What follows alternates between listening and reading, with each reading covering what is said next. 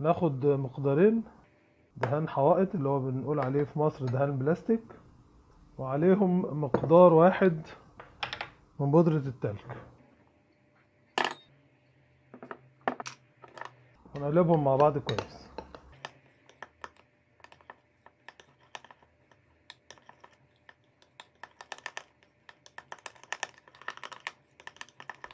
دلوقتي هنزود اللون الاسود على الدهان بتاعنا.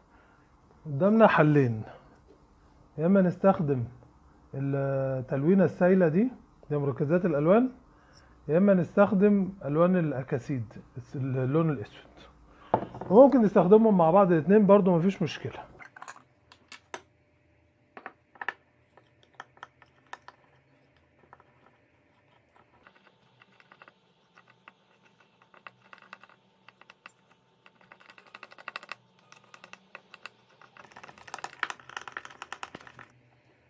دلوقتي هنزود لون سايل.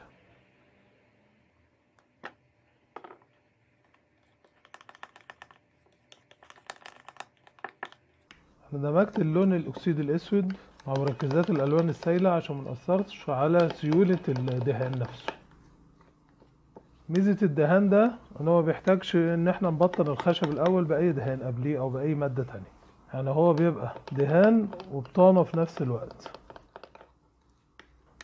دلوقتي الدهان بتاعنا بقى جاهز عشان نشتغل بيه.